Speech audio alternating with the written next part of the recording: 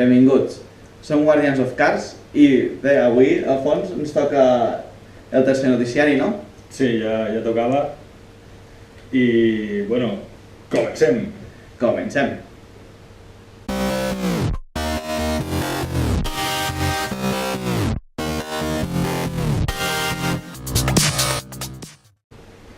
Bé, la primera notícia que us portem ve de la mà de SsangYong, que, com sabeu, l'any passat va presentar al gener el seu nou Tivoli i aquí va arribar al juny.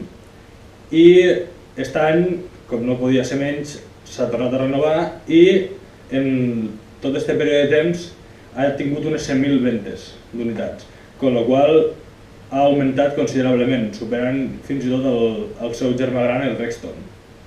Sí, i la veritat és que he assolit aquestes 100.000 unitats demostra que té molt de potencial d'èxit aquest nou model de la marca coreana.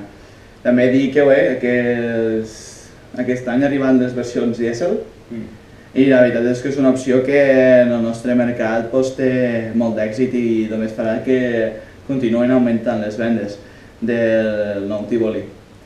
Després, altres aspectes a tindre en compte, que aquestes vendes s'han assolit en 17 mesos, ni més ni menys. La veritat és que, bé, tal com tu has dit, una meravella. La veritat és que ho estan portant molt bé i pel que hem llegit hem pensat aportar aquesta estètica tan nova, tan jove, tan bona, que els està sortint tan bé en altres models de la marca i això la veritat és que és un punt a favor per SsangYong que creiem que els anirà molt bé. Sí, realment és un model que ara està sortint molt, el SUV de tamany compacte i al nostre país se ven molt bé. I més per ser una marca com SsangYong que és relativament poc coneguda respecte a altres que estan molt arraigades. Sí, la veritat és que n'hi ha moltes marques que són molt conegudes d'aquí, que són més generalistes, que la gent ja les compra de per si perquè sempre han estat, les coneix, però creiem que pas a pas, si van coneixent noves marques, la veritat és que també poden trobar nous aspectes que els puguin cobrir les seves necessitats. I també per un preu que també, la veritat és que donarà molta competència. I ara continuem amb una notícia que ens ve del fabricant Porsche. Una gran notícia, no, Alfons? Sí, realment sí. La presentació del nou Panamera va ser presentat el passat 28 de juny, concretament al World Premiere de Berlín. I la veritat és que creiem que serà un cotxe que impressionarà molt, que agradarà molt a molta gent, està renovat, però no perd el seu nivell estètic, és a dir, tu quan veus el Panamera saps que és un Panamera a nivell estètic.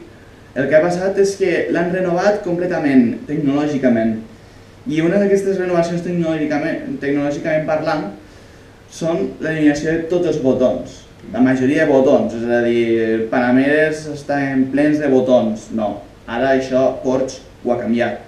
En comptes de ficar tants de botons, ficaran panels tàctils, el nou Panamera, i després també ficaran pantalles. Altres aspectes que tindrem que tindre en compte en aquest nou Panamera són els 30 mm que ha augmentat entre eixos, cosa que la veritat és que augmentarà la comoditat dels seus ocupants.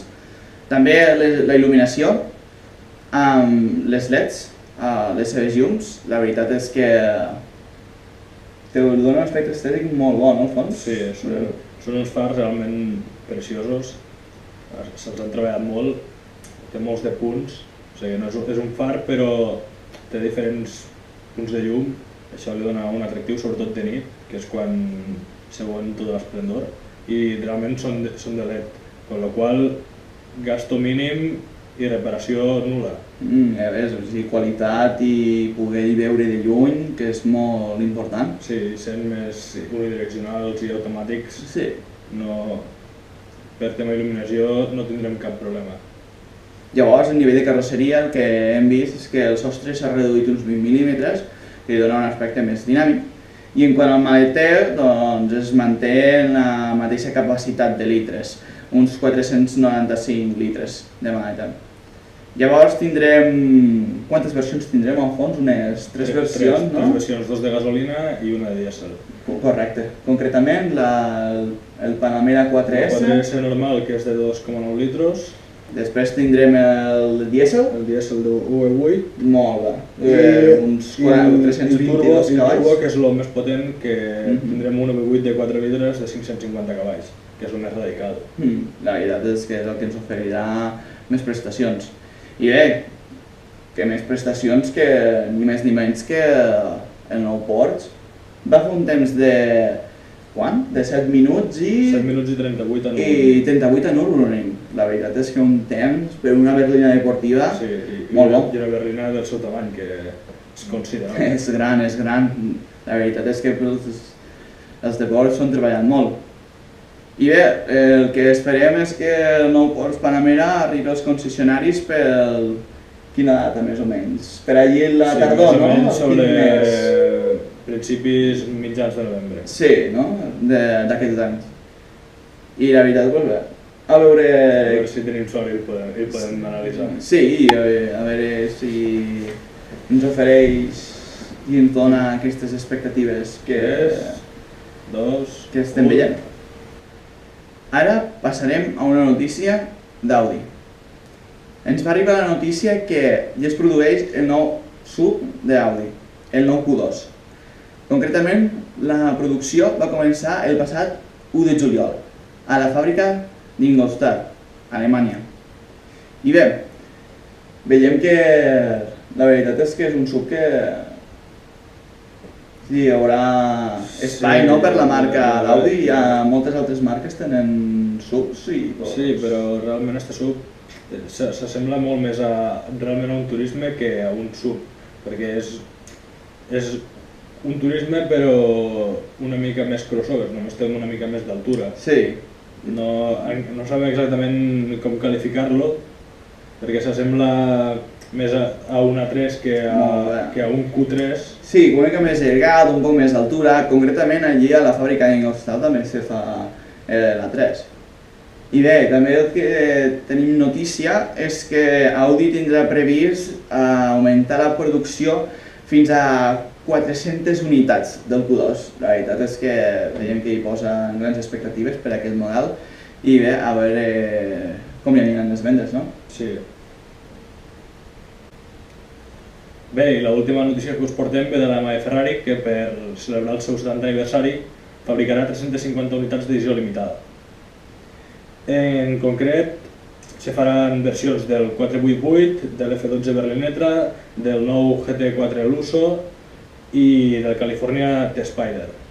I també, doncs, bueno, la veritat és que és una gran aposta per Ferrari i sabem que les edicions limitades se venen molt bé. I donaran aspectes de tots els cotxes que hi ha hagut al llarg de la marca. Però Ferrari el que permetrà és poder que els seus clients personalitzin els seus Ferraris, no? Sí, però sempre tenint en compte les característiques dels Ferraris més importants dels últims 70 anys. Sí, cosa que ens donarà un toc especial. Bé, i ja hem finalitzat el nostre tercer noticiari. Espero que us hagi agradat i que us subscriveu per a més notícies i més anàlisis. Sí, heu donar un like, compartir-lo i ja sabeu, som Guardians of Cars. Conduir és la nostra passió. Ja ho pots ben dir. Ens veiem en el pròxim. Vinga, que vagi bé. Lingers after fire.